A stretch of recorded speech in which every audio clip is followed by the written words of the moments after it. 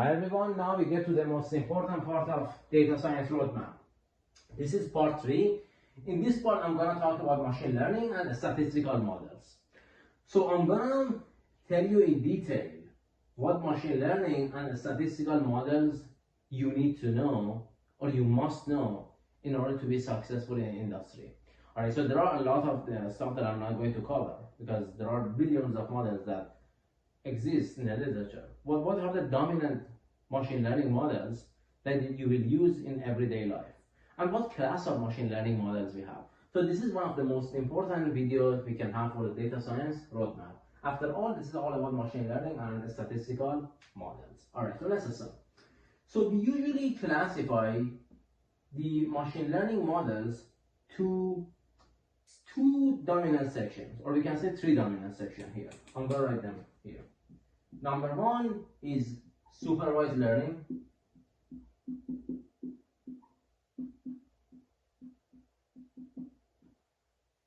Number two is unsupervised learning.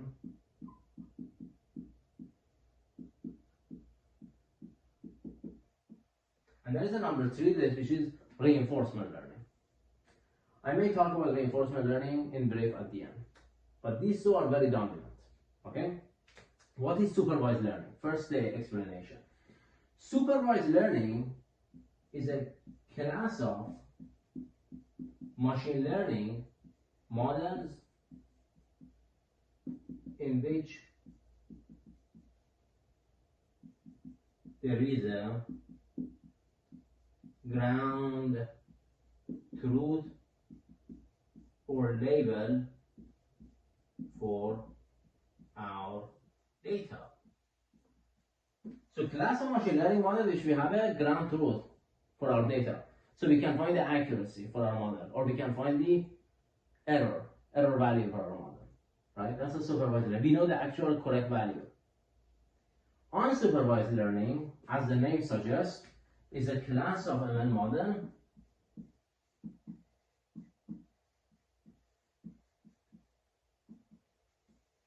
in which there is no ground truth.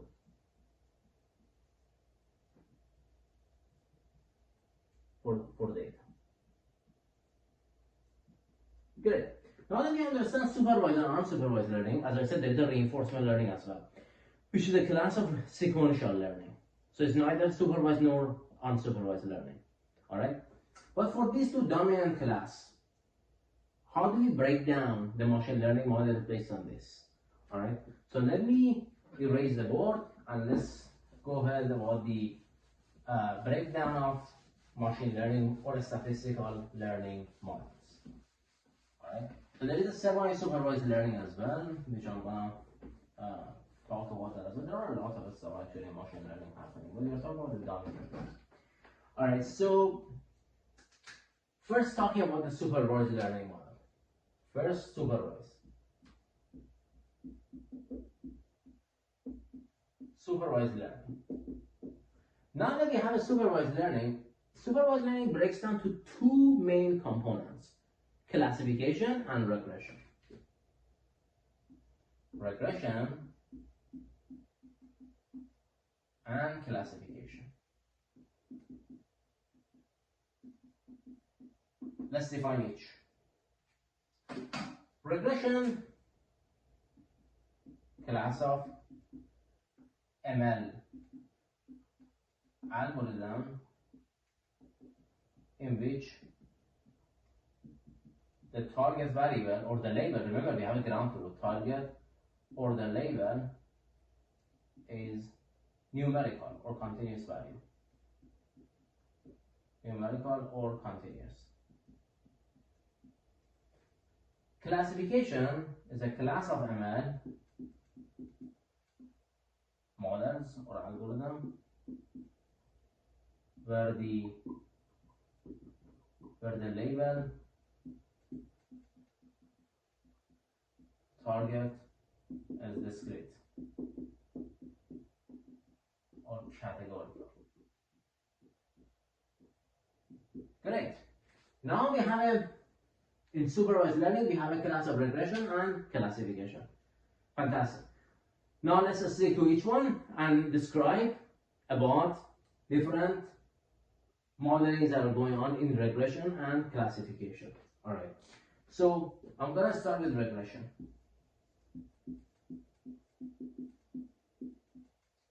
Alright, in regression domain,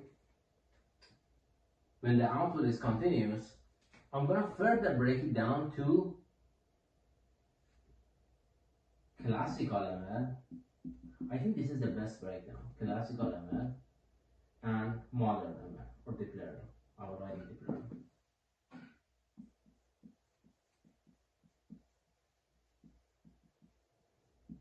Alright, great. So for classical ML, what are the dominant models for the classification? These are the models that are used every day in industry. There are lots of models. I will point you to them. But these are the dominant models that I'm talking about. Linear regression.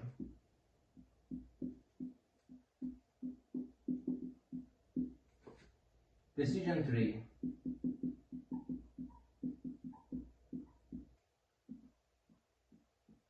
Random forest. XGBoost.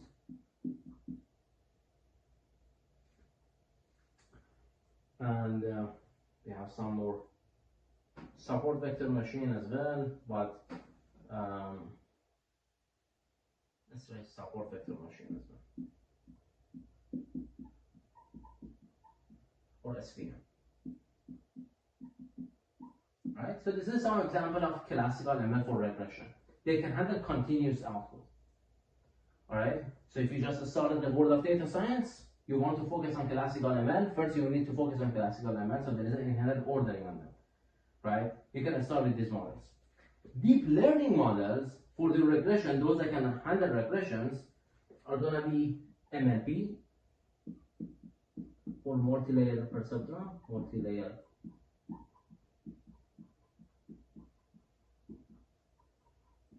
perceptron. It's going to be the regression task. It's going to be recurrent neural network, RNN.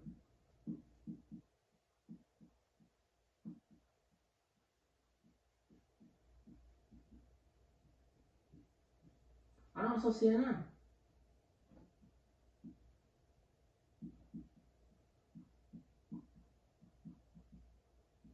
Convolutional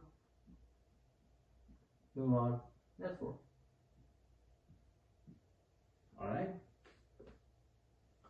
So further for the RNN, you can use long short-term memory, LSTM, and GRU, gated recurrent unit.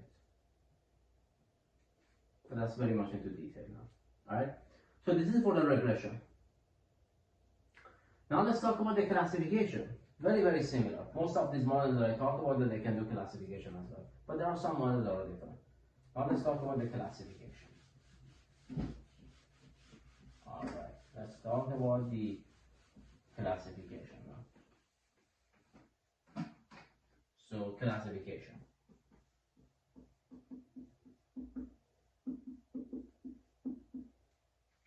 Alright. For classical ML,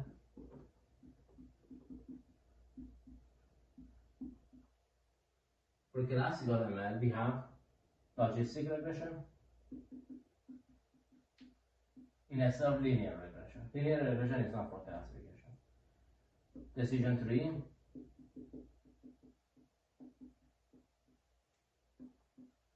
random forest, XGBoost, and naive Bayes. It's more famous than support technology, right? It's good use for text classification as well. Naive Bayes. This is for classical ML. Now for the deep learning based models, for the classification, we have the same listing. Very similar listing, but I'm gonna write them anyway.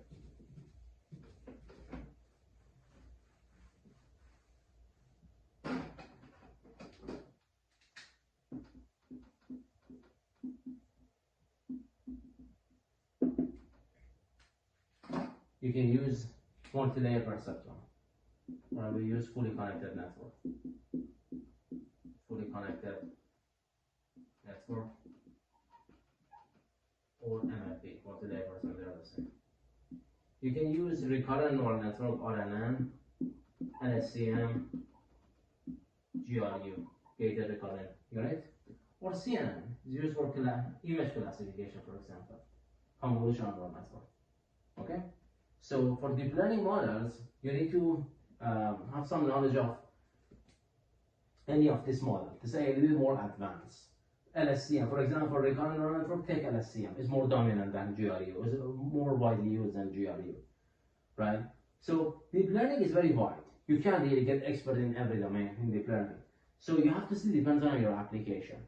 For example, ask yourself, do you want to work in the domain of time series? Then RNN. Do you want to work in the domain of images? Then CNN. Do you want to work with the text or sequential data, like time series? RNN. Do you want to stay in a tabular data format? Then fully connected network. I will have a video in the future, and I will tell you in detail when you use deep learning and when not to use deep learning. Sometimes these models outperform deep learning. And this is very complex. Why do you want to use complex model if this model can do the task, right? Very good. So that's for the classification. Now let's talk about the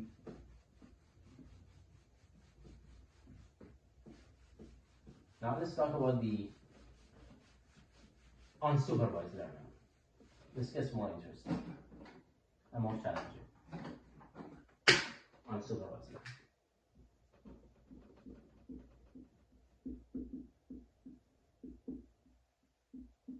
Alright, unsupervised learning models are divided to, let's just first write it, clustering.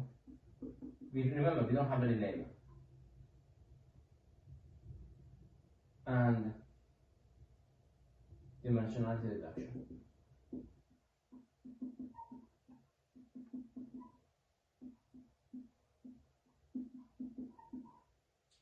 Alright, clustering, assigning data to similar groups. Alright, assigning data to similar groups.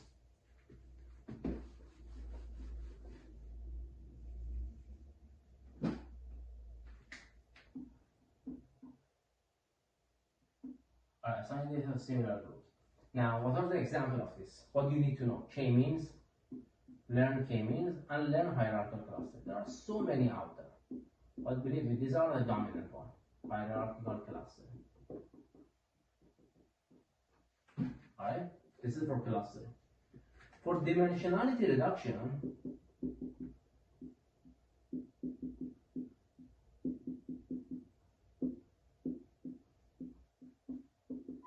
what's the idea here? You project the data points from the large dimensional subspace to the smaller subspace. But let's say that you have a data point, you have a data that has x1, x2, x3, x4, x5. You have 5 features, right? You cannot visualize that. You transform this to x1 prime, x2 prime, to 2-dimensional. Now you can draw it on the paper. So that's called dimensionality reduction. What you need to know from that is PCA, principal component analysis, which is a linear dimensionality reduction technique, very important, or from the modern or from the learning domain, autoencoder. So autoencoder is a class of deep learning models,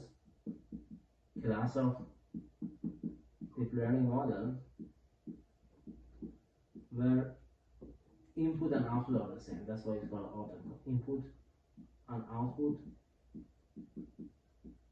are the same. So the goal is that we make the output the same as input, and we are trying to measure the reconstruction error. We are trying to see that can we make the output very similar to the input, right? And then see, for example, the data that we have in the between, the hidden layer that we have in between, is going to be our data in the lower dimensional subspace. So read about these two. If you start your data science, PCA first, once you're comfortable with that, autoencoder. Still many places are not familiar with the autoencoder. So it's still classical. And for the clustering, k-means and hierarchical. Hierarchical is important because when you don't know the k, how many clusters you have beforehand, it's better than k-means. K-means still is more popular though. Alright, great. That's what I want to say about the unsupervised learning. In the next videos, of course, I will talk about the evaluation metric, how you can evaluate these machine learning models. But now I want to talk about the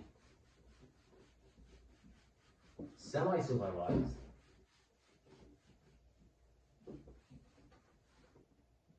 and so semi-supervised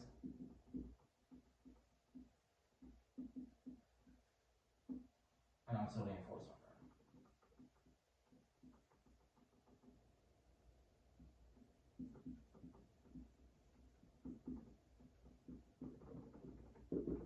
So I won't say much about this. This one is very important. Semi-supervised is a class of machine learning models where you are in the combination of labeled and unlabeled data. You have some labels, but not a lot.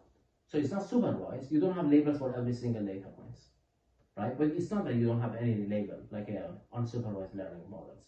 All right. So here, for the semi-supervised learning models, I would say the example, a good example of that is causal inference.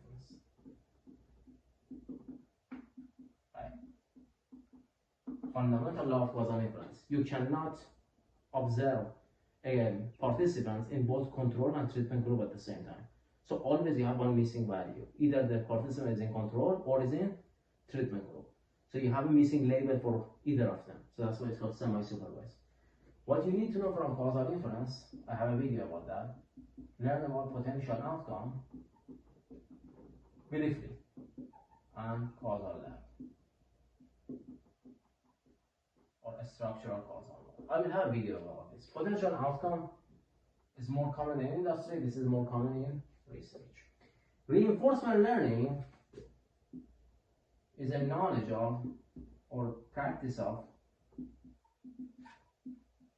sequential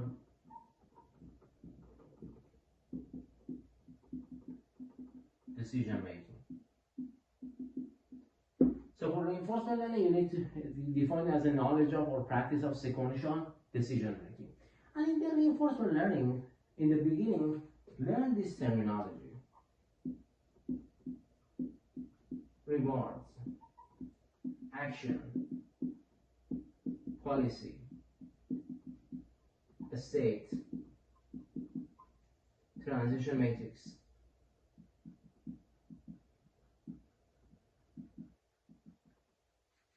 observation matrix,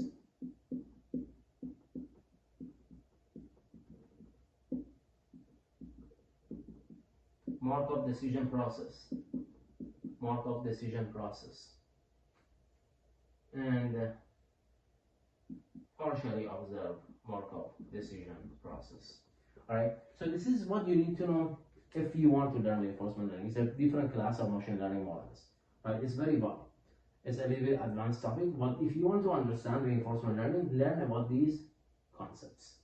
Alright, so we start with supervised, then unsupervised. We introduce class of machine learning models, regression classification, modern, classical, modern. We talk about unsupervised learning, clustering and dimensionality reduction. We talk about semi-supervised, which is causal inference. The reinforcement learning in brief is a practice of sequential decision making. In the next video, I'm going to talk about the evaluation metrics for machine learning. Okay, you develop machine learning model. First, we talk about the math and the statistics. Then we talk about the explanatory data analysis.